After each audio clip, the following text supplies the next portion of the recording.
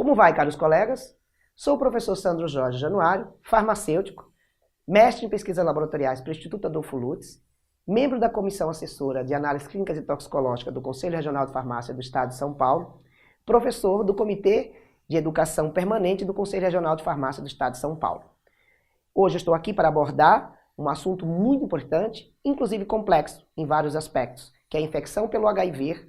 Eu vou agora abordar aspectos epidemiológicos e clínicos. Estima-se que no mundo tenha mais de 36 milhões de pessoas vivendo com HIV. Isso são dados da Organização Mundial de Saúde no ano de 2016. Obviamente esses números crescem e enquanto não se atualizam esses números, nós vamos vivendo aí sobre a sombra de uma epidemia, que na realidade é uma pandemia, ou seja, afeta todo o globo terrestre, e precisamos ter medidas de saúde pública que possa conter esse avanço. A epidemia do Brasil contabiliza quase 1 milhão de pessoas infectadas pelo vírus HIV desde a descoberta da doença em 1980. Isso são dados do Boletim Epidemiológico do Ministério da Saúde em 2016. Existe uma estatística que mostra que 27,9 casos estão relacionados a cada 100 mil habitantes, também do Boletim Epidemiológico do Ministério da Saúde de 2016. Os maiores casos estão notificados na região sudeste, ou seja, 52,1% dos casos registrados, notificados, estão concentrados na região sudeste. A taxa de prevalência da infecção pelo HIV é estimada em 0,3 a 0,6%. Também isto é um dado do Boletim Epidemiológico de 2015, do Ministério da Saúde no Brasil. Em relação à infecção do HIV, em relação à sua transmissão, essa transmissão ela se dá especialmente por fluidos corpóreos. Então, esses fluidos corpóreos têm a principal importância: esperma, tem também secreções vaginais, mas também pode ser transmitida através do sangue e também aleitamento materno ou leite materno. O vírus sobrevive por um curto período de tempo no meio ambiente. Obviamente, então, para ele poder se viabilizar-se como infecção, a infecção ela se dá através de contatos, como contato sexual, que é a maioria dos casos onde está relacionada a contaminação pelo vírus HIV. Veremos no slide seguinte os contatos prováveis, possíveis para adquirir a infecção pelo HIV. Neste conjunto de vias possíveis, a relação sexual consta na maioria dos casos em relação à transmissão do vírus HIV. Obviamente, eu tenho outros, como a infecção transplacentária, por exemplo, que é a infecção chamada transmissão vertical, e que muito diminuiu a partir do momento que a mãe grávida, ela consegue ter ali um diagnóstico precoce, óbvio, ela já sabe que é soropositiva e ela começa a fazer o tratamento com antirretrovirais e isso diminui em até 97% a possibilidade da criança nascer com o vírus HIV. Outras formas de transmissão do vírus HIV relacionada nesse slide que vocês veem, pode também ser controlada, como por exemplo nos bancos de sangue. Hoje nós temos métodos muito rigorosos em banco de sangue para se detectar o vírus HIV, tanto os métodos laboratoriais sorológicos, como também de tecnologia de ácidos nucleicos ou tecnologia de biologia molecular. Os métodos moleculares para que se diminua o máximo o risco de transmissão desse vírus a partir de bolsas de sangue e de hemoderivados. Outras medidas também são tomadas, obviamente, quando se fala em profissionais que trabalham com a saúde. Então a gente tem toda uma parte de biossegurança e treinamentos que faz com que esse profissional ele se adeque, né, e às necessidades de proteção para que não tenha acidentes de trabalho ou acidentes ocupacionais. Vamos ver agora um pouco da história da infecção pelo HIV. Nos anos 80, ou no início dos anos 80, foi notificado alguns casos de uma pneumonia muito rara por um agente etiológico chamado Pneumocystis carini, que hoje é denominado Pneumocystis jirovecii. Na época, se achava que ele era um protozoário que causava essa doença oportunista, ou seja, para que ele acometesse uma pessoa, tinha que o indivíduo contra isso tinha que estar com uma deficiência imunológica muito grande, ou seja, ele tinha que ter uma baixa muito grande nos seus linfócitos TCD4 para que isso acontecesse. E o que foi muito relacionado nessa época, que o pneumociste era carinea, hoje denominado pneumociste jerovicii, sabe-se que ele não é um protozoário, sabe-se hoje que ele é um fungo, né? Então, todos os estudos avançaram e aí viram, realmente mudaram, né, o nome da espécie e também descobriram a sua real condição biológica, não é um protozoário, é um fungo. Este fungo, que é o pneumociste jerovicii, causa uma doença, então, chamada pneumocistose, que é uma infecção que afeta basicamente o pulmão, levando a uma pneumonia muito grave em pacientes que são imunodeprimidos. Nos inícios dos anos 80, algumas pessoas foram diagnosticadas, pessoas jovens, que não tinham nenhuma relação com doenças que levassem à imunodepressão, né, ou tratamentos que levassem à imunodepressão. A partir daí, os órgãos, né, responsáveis pela saúde pública, principalmente nos países onde isso começou a ser detectado, basicamente Estados Unidos, houve uma mobilização para entender o que estava acontecendo. E esses casos que foram registrados no início dos anos 80 foram fundamental para poder iniciar aí uma nova busca e pesquisa sobre essa nova entidade clínica, né, e que estava afetando jovens, pessoas muito jovens e que não tinham nenhuma história relacionada à imunodepressão. O pneumociste, ele causando essa doença extremamente rara, né, ele começou a ser, né, investigado pelos órgãos competentes de vigilância epidemiológica e viu que uma boa parte dos pacientes que apresentavam essa doença eram jovens homens que declaravam fazer sexo com outros homens. Neste caso, isso aí foi uma importante base para se encaminhar nas investigações na época de como que essa doença podia ser transmitida, né? E aí, obviamente, nessa época já estava se declarando que essa doença ela poderia ser transmitida sexualmente. Em 1981, o CDC, que é um órgão importantíssimo na questão dos avanços, né, nas doenças infecto-contagiosas e nas determinações de diretrizes, percebeu que tinha alguns registros do final dos anos 70 falando desta mesma entidade clínica em outros casos. Nesse caso tinha alguns relatos, tinha 2 relatos do final dos anos 70 com o mesmo tipo de manifestações clínicas em outras pessoas, né? E esses 2 casos, eles foram, obviamente, adicionados a essa investigação na época que estava sendo realizada, em especial nos Estados Unidos. O vírus da imunodeficiência, ele tem uma característica, né, de deixar o sistema imunológico com uma predisposição para infecções oportunistas. Isso por quê? Ele tem um tropismo, ou seja, o vírus HIV, ele tem uma afinidade pelas células do sistema imune, em especial as células que expressam o receptor CD4, ou seja, entra aí os linfócitos TCD4, que estão na mira principal, né, de infecção pelo vírus, e outras células que expressam também CD4, como macrófagos, células dendríticas, enfim.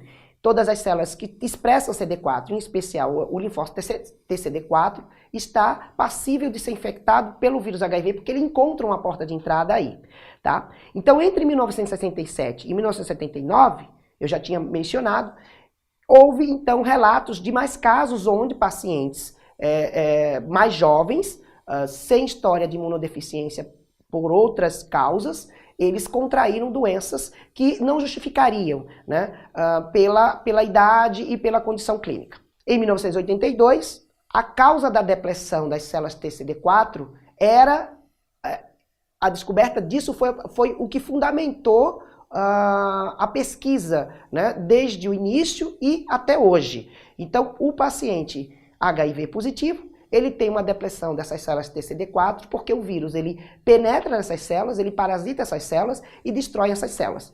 Obviamente, essas células têm um papel importante na sinalização inicial da resposta celular no sistema imunológico, nesse caso, trazendo os pacientes uma diminuição, né, das barreiras a doenças, infecções e agentes etiológicos que causam, né, oportunamente essas infecções. E se este paciente não tivesse com essas células tão baixas, ele não teria. Em 1982 é denominado a essa doença o nome de AIDS, Síndrome da Deficiência Imunológica Adquirida. E neste caso também já se sabia que a maioria dos pacientes que eram acometidos com a AIDS eram homens que faziam sexo com homens. Logo após isso aí, ter estabelecido, né, que o risco sexual era uma importante forma de transmissão, percebeu-se que pacientes hemofílicos, ou seja, são pacientes que necessitam regularmente de transfusão, porque eles têm defeitos genéticos que impedem o sistema de coagulação funcionar, e outros usuários, e outros pacientes como usuários de drogas, eles também tinham uma susceptibilidade a contrair o vírus. Então percebeu-se que por via sanguínea, esse mecanismo de transmissão por via sanguínea, como acontecia nas hemotransfusões, transfusões de sangue ou hemoderivados, ou também no compartilhamento de seringas por usuários de drogas injetáveis, era possível também se contrair HIV. Em 1982 ainda, houve os primeiros diagnósticos no Brasil, nos estados de São Paulo e no Rio de Janeiro. Tá? E em 1983, o isolamento do HIV finalmente chegou.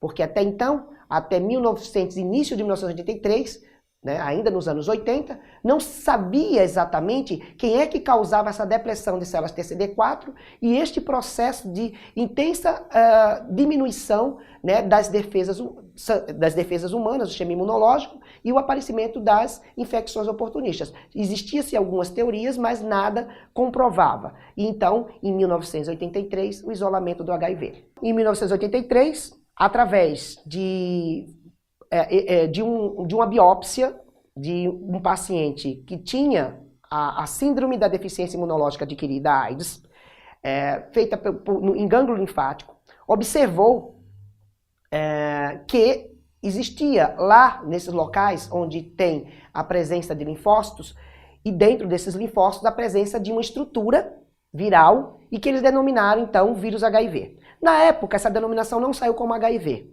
Isso em 1983. Essa denominação saiu como HTLV3. Então, na época, ele não tinha denominação ainda de HIV, vírus da imunodeficiência humana. E relacionaram ele a alguns vírus, né, que afeta células T humana, como o HTLV1 e o HTLV2. Então foi essa primeira nomenclatura que ele recebeu, HTLV3. Logo depois que fizeram o anúncio da descoberta desse vírus, né, com esse nome, né, com essa nomenclatura, com essa denominação, houve mais pesquisas a partir da morfologia dele e do conhecimento da replicação, de como ele se replicava, e aí houve uma mudança, né, obviamente, retirando o nome HTLV3 e colocando nesse vírus a denominação HIV. Em relação à origem, ou de onde esse vírus partiu, hoje já está bem estabelecido. Sabe-se que esse vírus ele é resultante de uma mutação do vírus CIV, que é o vírus da imunodeficiência símia. Ou seja, é um vírus que está presente em algumas espécies de macacos, especialmente macacos que se encontram no continente africano. Esses vírus eles conseguiram fazer mutação dessas espécies de primatas para outra espécie de primata, no caso o Homo sapiens, homem. E aí então surgindo a denominação de dois subtipos de HIV, que é o HIV1 e o HIV2, que infecta as células T humana. No estágio da infecção pelo HIV, nós temos a primeira fase, que é a fase da infecção primária. Nessa fase, de 50% a 75% de pacientes, ele pode apresentar uma infecção aguda semelhante à mononucleose infecciosa. Obviamente, a mononucleose infecciosa, ela é causada por um outro vírus, o Epstein-Barr. Mas os sinais clínicos, o quadro clínico, é muito parecido, né? E neste caso, não são todos os pacientes, as pessoas contaminadas que vão apresentar essa síndrome retroviral aguda. Essa síndrome retroviral aguda, ela pode aparecer até 6 semanas depois do contágio. Depois que você estabeleceu o contato com esse HIV, né, dependendo da forma de transmissão, independente disso, essa síndrome retroviral aguda ela vai aparecer em até 75% dos pacientes. Obviamente, se o indivíduo percebeu que teve algum tipo de contato de risco, é importante procurar os serviços de atenção primária à saúde para que possa, então, fazer um teste, obviamente, de uma forma precoce, saber se o vírus HIV está presente. A questão é que muitas pessoas, elas não percebem os riscos que elas se submeteram. Como ela não percebe os riscos que ela submeteu, ela acha que esses sinais e sintomas podem ser realmente de uma virose, de uma outra virose, não se trata do vírus HIV, visto que os sinais e sintomas podem parecer com outras viroses, né? Alguns se referem até a uma gripe muito forte, por exemplo, e que de fato a mononucleose ela acaba trazendo alguns sinais clínicos de debilitação que podem ser muito mais evidentes e muito mais não limitantes, mas muito mais limitadores do que outras, porque pode deixar você uma semana, 2 semanas até, né, com uns sintomas que são muito debilitantes. Quando a gente fala isso, muito debilitantes, eu não estou falando ainda da síndrome da deficiência imunológica adquirida, mas eu estou falando de uma síndrome que a gente chama aguda, devido à replicação do vírus HIV e a saída desse vírus na corrente sanguínea. Então, esses sintomas, ele coincide com a intensa replicação viral e uma viremia neste paciente muito elevada, tá? E que aí pode se confundir com outras doenças, e se você não tiver noção dos riscos que você submeteu anteriormente, é provável que o indivíduo acabe não desconfiando da sua condição. Então, continuando, a segunda fase aí é a latência clínica. Tá? Então você já passou pelo período inicial, nem todos os pacientes apresentam, como já foi dito, e nessa fase o paciente ele pode ficar até 10 anos, né, sem que o indivíduo apresente sinais clínicos de imunodeficiência. O vírus vai estar dentro do corpo, ele já está dentro das células. A partir do momento que o indivíduo já tem o vírus, ele já pode transmitir, mesmo que ele não tenha nenhum sinal clínico da doença. Então, durante toda a latência clínica, o paciente, mesmo não desconfiando de nenhuma doença, ele pode transmitir o vírus para outra pessoa, isso caso haja os contatos efetivos das vias de transmissão que eu já mencionei. Então, é uma fase muito complexa, porque no geral o paciente está assintomático, ele não tem mais aquela fase aguda, e ele também não tem mais sinais onde esse vírus, clínicos, onde esse vírus pode dar indício da sua presença. E nesse caso, é uma fase muito ruim, em relação para a saúde pública, porque o indivíduo não diagnosticado ele pode continuar transmitindo a partir daí. Na doença clínica, que é o estágio que vem logo em seguida à latência, o indivíduo ele começa a apresentar infecções oportunistas devido à expressão elevada de vírus. Então os vírus eles começam a se elevar, então o indivíduo vai ter uma viremia alta, isto vai levar a uma depressão maior das células TCD4, e aí quando essas células TCD4 elas começam a diminuir de forma significativa, então começa a aparecer as infecções oportunistas. É quando então os micro-organismos oportunistas, os agentes etiológicos oportunistas que causam doenças diversas, como pneumonias, como processos linkados à tuberculose, meningites e outras doenças, eles vão começar a aparecer e, obviamente, é nessa fase que o indivíduo vai procurar o serviço médico para tentar descobrir o que tem. Nessa fase é importante lembrar, o sistema imunológico, possivelmente ele vai estar muito debilitado. Ele já vai estar com uma diminuição grande de linfócito TCD4, tá? Obviamente, vai se iniciar o tratamento desse paciente, mas ainda assim, como o diagnóstico não foi precoce, e ele veio justamente numa fase onde, clinicamente, o paciente já oferece e já mostra, né, indício de uma depressão muito grande do sistema imunológico, devido a essas células CD4 ter diminuído pela ação do vírus, então fica mais complexo, fica mais complicado o tratamento desses pacientes para elevar as suas defesas imunológicas. E aí, obviamente, se progride essa fase clínica com o aparecimento de várias doenças oportunistas, você tem aí infecciosas, você vai ter aí um segmento, isso pode levar à morte, que culmina justamente com a queda de CD4 e elevação da carga viral desses pacientes. Então, o curso da infecção e progressão da doença, ela depende de 2 fatores, tá? Ela depende, como já foi falado, da queda do CD4 e do aumento da carga viral. Então, quanto mais carga viral aumenta, ou seja, quanto mais vírus eu tenho livres, né, dentro da corrente sanguínea e, obviamente, né, podendo infectar novas células, mas eu vou ter a probabilidade de essas células caírem, serem afetadas e diminuírem e de ter a presença das infecções oportunistas. Vamos falar agora um pouco sobre a morfologia do HIV. Tá? Então ele é um vírus, na realidade nós denominamos retrovírus, porque é um vírus que ele tem capacidade, a partir da sua constituição, né, bioquímica, ele tem uma enzima chamada transcriptase reversa, e a transcriptase reversa é uma enzima que consegue fazer com que o vírus produza DNA a partir de RNA. Ele é um vírus que pode entrar no núcleo da célula, né, hospedeira, no caso, as células que ele tem tropismo, como os linfócitos TCD4, e ele pode se agregar ao núcleo da célula, ele pode se integrar ao núcleo da célula e aí se transformar em vírus ou partícula proviral, quando ele está integrado dentro da célula. O vírus HIV, ele tem algumas diferenças entre HIV1 e HIV2 em relação ao genoma. O genoma do HIV1 e o do HIV2, eles têm algumas diferenciações em termos de estrutura, tá? No material genético.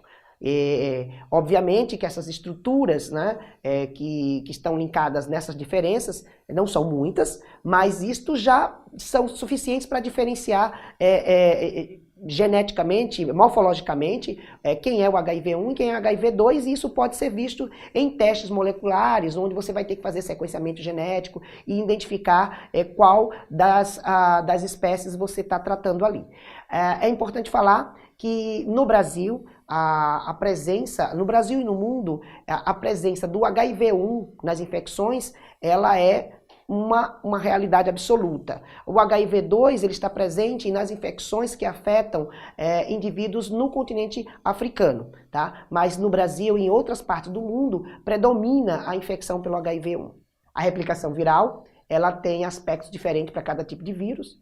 Como já foi dito, o vírus HIV ele é um vírus especialmente diferente, porque ele consegue produzir DNA a partir de RNA, ele é um retrovírus, por isso, e ele consegue fazer os seus primeiros passos de replicação logo quando está no citoplasma da célula, mas ele também pode ir para a célula hospedeira, para dentro do núcleo, e ficar na forma de provírus, e logo ao sair da célula, ele passa a infectar outras células. Obviamente a célula que ele saiu, ela vai morrer, ela vai entrar em morte, né? E nisto você vai perder aquela célula. E aí explica por que você tem essa depressão de células CD4. Essa célula que ajudou a replicar o HIV dentro dela, ela vai sucumbir. E, obviamente, você perde essa célula e outras populações de células que o vírus vai, se ele não tiver um controle, se não houver um controle desta replicação, tá? Ele vai matar, ele vai destruindo células ao passo que eles vai contaminando. O diagnóstico laboratorial precoce é a melhor forma que se tem para que o paciente ele não chegue na fase clínica, como já foi dito lá atrás. Porque aí vai ter tomado medidas terapêuticas importantes para que ele não chegue na fase clínica. Vamos comentar quais são as duas formas de diagnóstico laboratorial que nós temos. Nós temos a forma de triagem e nós temos a forma que são os testes de triagem, nós temos a forma de testes confirmatórios.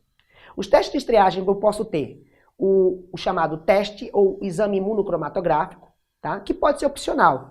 Pode ser feito no serviço de saúde ou não pode ser feito. Logo após este teste, que é opcional imunocromatográfico, a gente também chama de teste rápido, ele sai até em 20 minutos, nós temos o ELISA. Tanto o ELISA como o teste imunocromatográfico, eles são chamados testes de triagem porque eles não são 100% confirmatórios. Existe uma porcentagem, uma faixa, né, em que outras coisas podem atrapalhar. Então, como eles não são testes de especificidade máxima, então nós não podemos colocar esses testes como testes chamados confirmatórios, assim, 100%. Né? Então, se ele der positivo, eu posso ter outros fatores que podem atrapalhar. Numa porcentagem muito pequena, mas posso. Mas eles não podem ser chamados de confirmatórios por isso. Se eu for uma unidade básica de saúde, ou se for um hospital, ou se for um particular, ou público,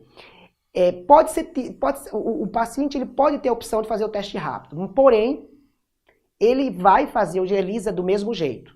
Porque existem algumas diferenças. O de ELISA ele é um teste onde você também pode ter quantificação de anticorpo. Tá? E já no de triagem, no imunocromatográfico, você não tem quantificação de anticorpo. Ele é mais qualitativo do que quantitativo. Ele é qualitativo. E o ELISA, ele é quantitativo também. Então, mesmo que você faça o imunocromatográfico, você precisa fazer também o teste que nós precisamos fechar com a triagem, que é o ELISA. ELISA deu positivo, imunocromatográfico positivo, ou só ELISA positivo, tá? Porque este é obrigatório você fazer como triagem, é feita a segunda etapa. A segunda etapa ela é feita a partir de testes como o imunoblot ou, por exemplo, imunofluorescência. Esses testes são confirmatórios por quê? Porque se eles der positivo, está confirmado ali a especificidade de 100% para a infecção pelo HIV. Então, eles só são feitos à medida que você tem testes, né, em especial o de ELISA, como de triagem positivo. Também pode ser feito nessa fase de confirmação testes moleculares. Só que os testes moleculares, como o PCR, eles são mais caros, eles são muito mais onerosos. E geralmente a gente coloca, por exemplo, no serviço público em situações especiais. Em mulheres gestantes, tá? Ou em crianças recém-nascidas, onde há necessidade desse diagnóstico mais preciso e mais rápido, para não ficar esperando. Porque, obviamente, os testes que eu falei acima são testes imunológicos ou testes sorológicos, tanto os que eu mencionei agora, tá? Imunofluorescência, imunoblot, ELISA ou imunocromatográfico, ele depende de uma presença de anticorpo no indivíduo, né? Logo após em contato ao vírus HIV, você vai ter a produção de anticorpos. E essa produção de anticorpos é que vai ser detectada por esses testes, que são imunoensaios. Existe uma coisa nos imunoensaios que é o que a gente chama de janela imunológica. E a janela imunológica, ela diz que eu preciso ter uma quantidade de anticorpos suficiente, né, para ser detectado num teste imunológico que também tenha uma sensibilidade boa. Então hoje a gente preconiza que esses testes imunológicos ele consiga pegar, né, também tem que ver qual que é a geração desse teste imunológico, como ELISA, que ele vai começar a detectar essa presença de anticorpos a partir aí de 45 dias ou mais. E aí a gente preconiza 3 meses, 2 a 3 meses, para que a gente comece a pegar esses anticorpos na corrente sanguínea. Então, lembrando que os testes de triagem hoje que nós fazemos, todos os testes de triagem e também de confirmatório, né, que seguem um fluxograma, né, do Ministério da Saúde, recomendado pelo Ministério da Saúde, tá, eles detectam a presença de anticorpo. E essa presença de anticorpo, ela pode levar um tempo para poder ser, né, vista ou detectada. E eu também tenho a questão da sensibilidade do teste. Isso aí a gente levaria, repito, em torno de pelo menos 45 dias, 60 dias, para a gente poder ter essa resposta sem a gente ter o interferente da chamada janela imunológica, que é o período onde o indivíduo está procurando, está produzindo esses anticorpos e que o teste vai ser viável para poder detectar esses anticorpos. Já os testes moleculares, eles já são bem mais. O tempo onde a gente pode detectar, né, a presença desse vírus é bem menor, mas eu uso em situações especiais, principalmente quando se refere, né, a nível de saúde pública, né, para eles serem feitos, eles serem requeridos, serem solicitados, né, mas podem ser feitos a qualquer momento também para o outro, por qualquer paciente que queira esse diagnóstico mais rápido, sem passar pela janela imunológica. Tá? E agora isso aí a gente acaba tendo que trabalhar com as questões de serviço não público, né? Serviço de saúde não público. Então, em laboratórios particulares, isso pode ser pedido, né, no momento em que se achar necessário, de acordo com as necessidades do paciente e com a indicação do médico. Mas no serviço público segue esse fluxo. Primeiramente, teste de triagem, tá? Que é imunológico, é imunoensaio, e depois testes também de confirmação, que também são testes sorológicos, e as situações de PCR, que são testes moleculares, são em situações especiais dadas pelo serviço público. Vocês estão vendo uma figura que mostra um gráfico, mostrando depressão da célula TCD4 e o aumento da carga viral. Então existe essa relação, quanto mais carga viral alta, isso já foi falado, mais CD4 baixa, e existe mais a relação, então, da presença das infecções oportunistas. Mas o que eu quero que vocês percebam aí é que existe um período onde o vírus entrou no paciente, ele está dentro do paciente,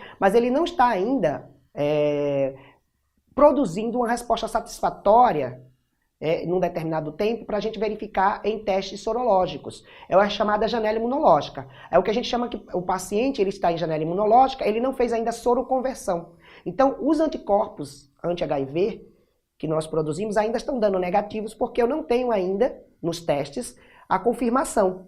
Na hora que eu tenho, né, que eu saio da janela imunológica e os testes imunológicos começam a dar positivo, eu chamo isso de soroconversão. Né? Na realidade, assim, eu tive soroconversão biológica, o organismo ele começou a produzir anticorpos numa quantidade que dá para quantificar, que dá para perceber ou identificar nos testes sorológicos. Então, eu tenho um período de fase aguda, onde o paciente está dando negativo, no início gráfico, depois ele faz soroconversão, ele passa a ser positivo. E o indivíduo positivo para HIV, ele é positivo para o resto da vida.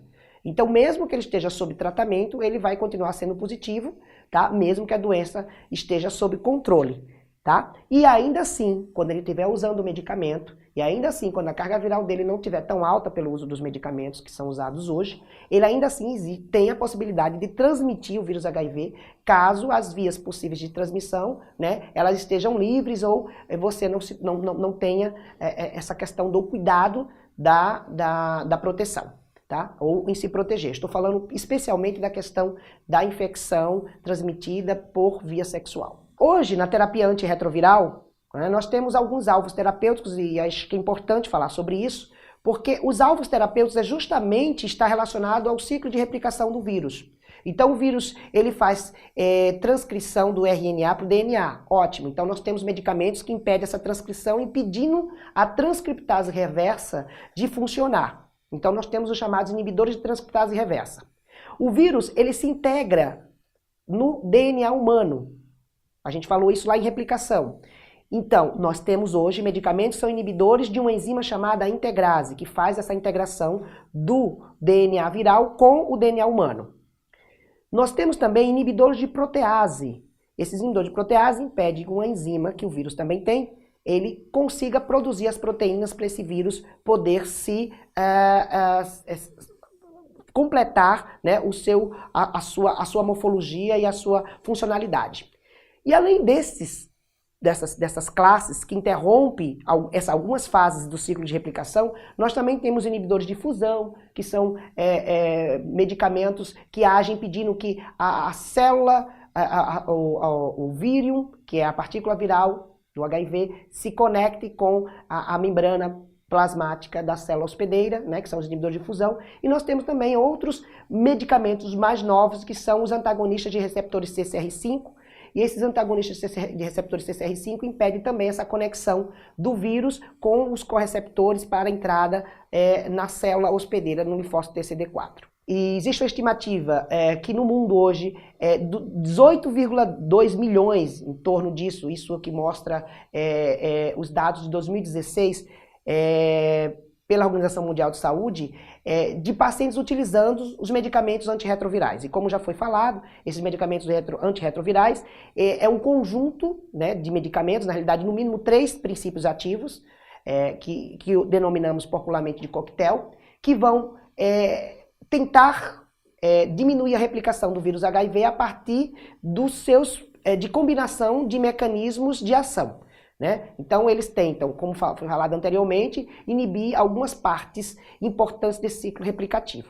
Com isso, a gente aumentou muito a expectativa, obviamente, de qualidade de vida e diminuiu morbimortalidade desses pacientes. Então a gente diminuiu a frequência muito grande de internações desses pacientes por infecções oportunistas. Por quê? Porque conseguimos colocar o paciente num patamar onde célula CD4 não caia e carga viral não suba. Então, quando a carga viral não sobe, porque eles estão impedidos de fazer replicação, né, para produzir novos vírus, eu tenho aí um aumento no tempo de vida de células que não vão estar sendo afetadas por ele. Células, obviamente, do sistema imune, CD4. Então, quanto maior, né, quanto melhor a adesão, né, farmacológica os antirretrovirais utilizados, obviamente cada paciente vai ter um momento de se utilizar a combinação dessas drogas. Hoje em dia nós temos mais de 18 ou 20 fármacos utilizados, né, na terapia antirretroviral, tá? Distribuído nessas classes que eu já falei, e que, dependendo de como o paciente vai respondendo à terapia, e que vai sendo acompanhado, porque esses pacientes são acompanhados o tempo inteiro, fazendo exames laboratoriais e também sendo acompanhado clinicamente, eles vão percebendo se a carga viral está baixa e o CD4 está alto. Se isso acontece, isso obviamente, são exames laboratoriais importantes para o monitoramento terapêutico desses pacientes que estão usando os medicamentos. Então, dessa forma, a gente não precisa mais fazer aqueles testes sorológicos. O que vai ser feito agora são outros testes laboratoriais, mas para testar, né, se o vírus ele está sem se replicar, tá? E se o CD4 ele está estável e numa posição mais elevada, evitando assim as infecções oportunistas. Dessa forma, tanto no Brasil como no mundo, a terapia antirretroviral ela veio trazer uma coisa muito importante, que foi a diminuição da morbimortalidade devido à diminuição da frequência de doenças oportunistas. Isso também trouxe uma série de benefícios para a saúde pública, como, por exemplo, diminuição da internação desses pacientes, e o tratamento desses pacientes pode ser feito a nível ambulatorial. Quanto mais o diagnóstico for precoce, a partir de exames laboratoriais, melhor para se entender para entender como que o paciente está caminhando clinicamente e, de uma forma muito precoce, iniciar o tratamento com os antirretrovirais. No Brasil, a terapia antirretroviral, desde 2015, início de 2015, ela pode ser feita a qualquer momento que o paciente descobriu que é HIV positivo. Tá? Então já não existe mais critério em relação à quantidade de carga viral que ele esteja no momento, que foi descoberto, né? Ou a relação também com o CD4. Então eles podem entrar sim com a terapia antirretroviral a qualquer momento que descobriu que tem infecção. Obviamente que isso é colocado, né, em questão para o paciente, isso é explicado pelo infectologista, você também tem toda uma explicação sobre reações adversas dos medicamentos, também voltado pelas explicações pelo farmacêutico, né, sobre essas reações, essas possíveis reações adversas que venham a aparecer, e é importantíssimo, então, nesse segmento terapêutico, você ter a presença do farmacêutico, né, verificando todas essas possíveis reações adversas e possíveis interações que possam ocorrer caso o paciente toma outro medicamento, porque são medicamentos que vão ser utilizados para o resto da vida para o paciente, para poder ele controlar essa replicação do HIV e continuar clinicamente bem. A terapia antirretroviral ela não esteja funcionando, né? Ou seja, o paciente esteja com CD4 descendo e carga viral subindo, pode ser que ocorra uma falha terapêutica aí, ou porque o paciente não está aderindo corretamente, aí tem mais uma vez o farmacêutico, ele entra num processo muito importante de adesão, né, aos medicamentos que eles estão tomando para controlar a replicação do vírus HIV. Se a adesão estiver adequada, tá, mas pode ter outros fatores que levem a essa falha terapêutica. E um desses fatores é a mutação do vírus HIV. Claro que a falta de adesão leva mais rápido esses processos de mutação e resistência. Mas, independente disso, existe um exame chamado genotipagem do HIV, que é um exame onde você vai fazer um estudo, né, genético, do material genético do vírus HIV do paciente portador. E lá nós vamos olhar quais são as mutações que levaram à resistência, né, a resistência dos antirretrovirais, e neste caso é possível sim, a partir de um laudo, identificar quais são os medicamentos que ele de fato pode utilizar para ter efetividade terapêutica. Então, a genotipagem ela é muito importante quando o paciente tem principalmente a falha terapêutica, e aí essa falha terapêutica ela vai, obviamente, me induzir a troca de um esquema. Se eu quiser fazer essa troca de esquema de antirretroviral de uma forma racional, a melhor coisa que tem que ser feito é um teste de genotipagem. Nesses slides eu mostro alguns laudos que são dados a pacientes que submetem ao teste de genotipagem. Obviamente, esses pacientes que se submetem ao teste de genotipagem são aqueles pacientes, repito, que já foram diagnosticados, que estão fazendo tratamento com antirretrovirais e que, porventura, esses tratamentos com antirretrovirais, eles não estão funcionando. E aí, se não está funcionando, pode estar relacionado à mutação que leva à resistência do vírus aos medicamentos que ele está tomando. Esse laudo mostra nitidamente se o paciente é susceptível ou não àquele medicamento, ou ele é resistente, e aí, obviamente, a troca racional por outros antirretrovirais que está constante dentro dos protocolos de utilização da terapia antirretroviral. Mais uma vez aqui, o farmacêutico, ele pode, dentro das suas atribuições clínicas, trabalhar a questão do monitoramento, né, desse paciente, logo que ele identifica que carga viral continua aumentando e CD4, né, diminuindo dentro de um segmento. Então, se está acontecendo isso e ele toma medicamento, ele pode ter essa indicação da genotipagem e o acompanhamento para poder ser feito a troca do princípio ativo, né, a troca do esquema, e aí ele siga com o tratamento. Aí eu vou precisar de mais testes laboratoriais, mais mais contágio de CD4 e carga viral para ver se a efetividade desses medicamentos ele está acontecendo. A infecção do HIV, ela é uma pandemia. Em todo lugar do mundo nós temos casos de HIV. Sendo uma pandemia, isto é uma constante preocupação a todos os níveis de atenção à saúde, principalmente o nível primário, tá? Em relação à questão de sua prevenção. Então, nós como profissionais da área da saúde, farmacêuticos, nós temos que nos apropriar de todos os aspectos epidemiológicos, clínicos, de diagnóstico laboratorial e terapêuticos que envolve para que a gente possa, né, orientar bem a população, orientar bem o paciente que está na minha frente, seja ele que não foi diagnosticado ainda, seja aquele que já foi diagnosticado, para que a gente tenha um bom impacto, porque é, de fato, ainda uma doença muito estigmatizada pelos seus aspectos, né, biopsicossociais e que precisam muito de esclarecimento, principalmente no que se diz respeito a diagnóstico precoce. Porque a gente viu o tempo inteiro que o diagnóstico precoce é a melhor coisa para a gente ter um bom tratamento desse paciente. E melhor ainda do que o diagnóstico precoce, é as medidas de prevenção. Tá? As medidas de prevenção são muito mais efetivas, claro, são muito melhores, mas o diagnóstico precoce, quando esse paciente já se infectou, para que a gente possa orientar ele de que forma ele vai utilizar medicamentos. Então, são vários aspectos que envolvem isso, mas sem dúvida nenhuma, vim para falar sobre os aspectos clínicos, mas dentro dos aspectos clínicos está o diagnóstico laboratorial e que é de suma importância para que esse paciente ele comece a fazer tratamento e que ele entenda, né, o que é a infecção pelo HIV e que a infecção pelo HIV ele tem sim uma forma hoje de tratamento que pode ser efetiva desde que tenha esse acompanhamento e que tenha essa racionalidade no uso dos medicamentos. Obrigado pela atenção.